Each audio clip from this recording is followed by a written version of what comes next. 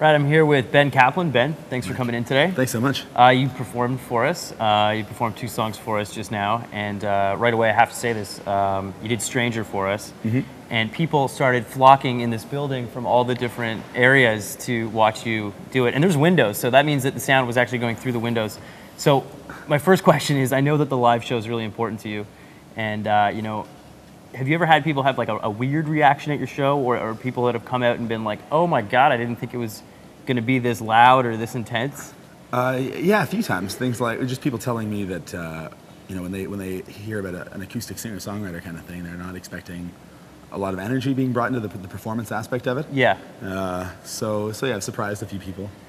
I mean, have you always been like that? You know, give us a bit of your musical history. I mean, you were saying you lived in Hamilton, and then you... Yeah, I lived in Hamilton until I was about 18, then I spent a year traveling around South America, and then I moved to Halifax. And I mean, I started performing, I started gigging when I was in Hamilton, maybe 16, 17 years old, playing like high school coffee houses and playing bars around Hamilton.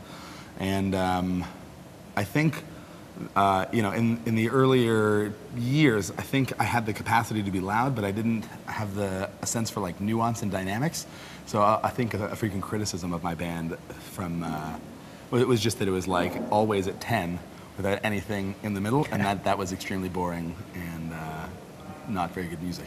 So yeah, I think... So you went to 11. Exactly. So I figured, okay, if 10 is boring, then I better bring it. So no, I think one of the most important things I've learned over the last few years is learning how to control the power that I have in my voice and how to use it effectively instead of just like barraging an audience with sound. I mean, what can you tell us about "Stranger" right off the bat? You know, anything you tell us about that song? I mean, is that actually advice that you were given? No, that song was, I was actually walking across the McDonald Bridge in Halifax, across the Halifax Harbor, and it was this like beautiful, perfect sunny day. The sun was shining down, and I was thinking to myself how awful it was that I was in such a great mood and that everything was so perfect in my life, because most of my songs tend to be written when I've got some sort of tension, something I'm working through. And so I was thinking, well, as a songwriter, this is terrible. Everything is great, and I'm never going to write again. So I started doing this sort of thought experiment about what if I was, you know, an old Eastern European Jewish man, and what sort of songs would come out of that guy if he was totally miserable and misanthropic and hated everything. And so that's the song that I went up writing, yeah. And it just kind of fell out of me. You know, I sat down, I started writing as I was walking across the bridge, and I went home and I sat down at this old Yamaha organ I've got, old church organ kind of thing. And then the tune just came in a few hours. You know, you mentioned the Eastern European sound. You know, just talk a little bit about that. Like, when did you make that connection? Did you grow up with that music? Yeah, so I grew up, you know, going to synagogue pretty regularly as a young Jewish kid in Hamilton, and so I think that kind of music.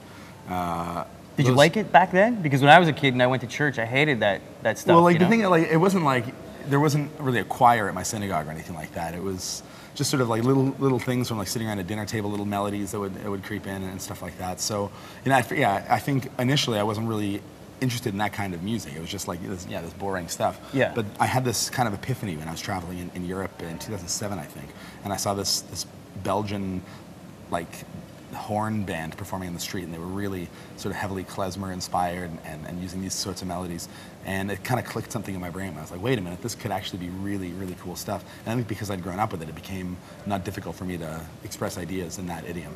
Was there you know, a moment where, just like, let's say the singer-songwriter stuff, where you felt like the two really fused together, or that there was a correlation there? Yeah, totally. I think like it just seemed like an organic development. I never really decided I was going to switch directions or anything like that. I think if you listen to my record, it's almost a little bit schizophrenic, and then it's got some, it's got some stuff that's like almost like a ragtime jazz kind of thing, even, and then to this like Far Eastern European stuff, and then some more traditional songwriter ballads. So I tried to not really consider directions or styles or anything like that. I just treat each tune as it comes without thinking too hard about it. Another song you played was "Drift Away." Drift Apart. Yeah. Drift Apart, my bad. And, you know, that comes right after Conduit.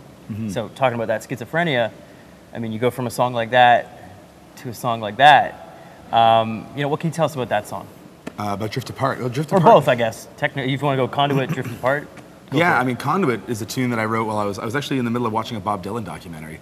And I was sitting there on the couch, like, admiring this guy and thinking, what a great guy. You know, I wish I could write tunes like that guy. And then I realized that sitting on the couch thinking about how great Bob Dylan is not going to do anything to make my dreams come true. So I sat down, I started writing a tune, and it was another one that just kind of came instantly. And yeah, it's evolved over the years. I mean, that song when I perform it live typically has a pretty large audience participation part to it, and that's something that sort of developed as I performed the tune over and over again. I guess you don't really get that on the record, but I decided to give it the record treatment and the live treatment.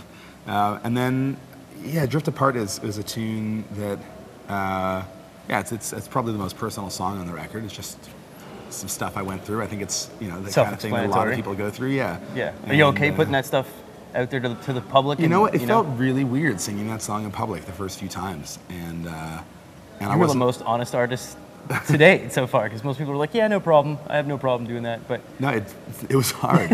It sucked. But the first couple times I performed it, which I was nervous about now, it's like I didn't, it's always hard to tell if a song is good.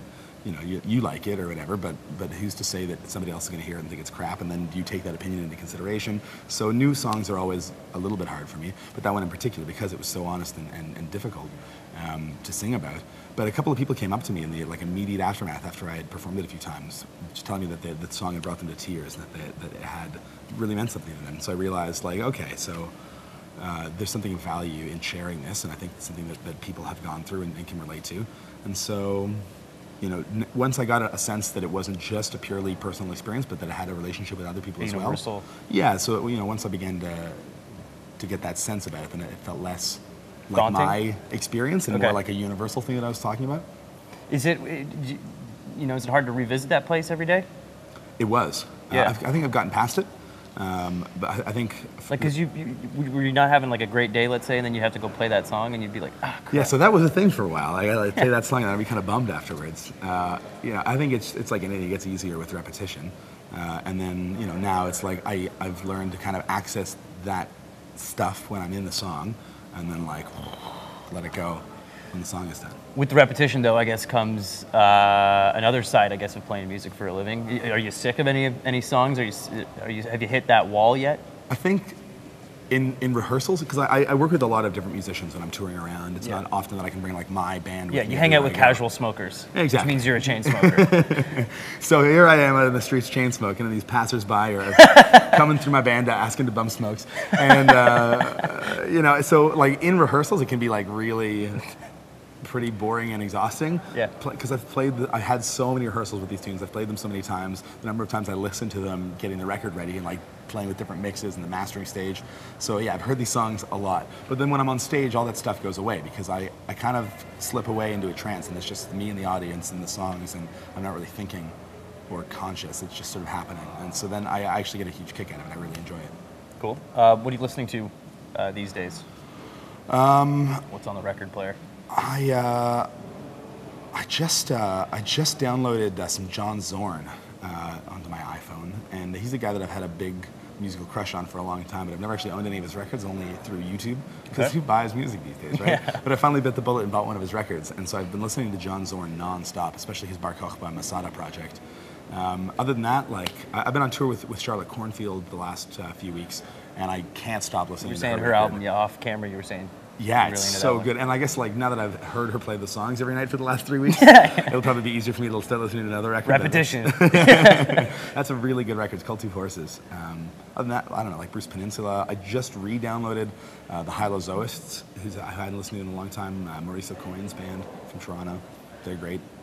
I have to ask you about the Tom Waits, because I've read that you have been compared to Tom Waits. Totally. What happens when you get compared to a guy like Tom Waits? He's an eccentric guy. Yeah. Right? Well, the first few times I was flabbergastedly flattered, because he's obviously a big influence of mine and somebody who I really admire. And then I went through a period of being totally frustrated and exhausted by being compared to Tom Waits, because it just seemed like everybody wanted to tell me that I sounded like Tom Waits. Yeah. And that was kind of annoying. But then I remembered, it's Tom Waits. It's Tom Waits. Yeah, there's nothing wrong with that. There's no bad part of being compared to Tom Waits. So yeah, it's totally flattering. And I actually just bought his new record. Yeah, but I haven't listened to it yet. I bought it on vinyl, and I've been on the road. It's sitting in a bag in Montreal with some of my LPs, and I'm just waiting until I finally get back home from this crazy 3-month tour. So I put it on my turntable. It's probably going to be one of the first things I do. Okay, cool. Well, have fun on tour. Thank you. And thanks for coming in, Ben. Thanks so much. Cheers. I really appreciate coming down. Thank you, man.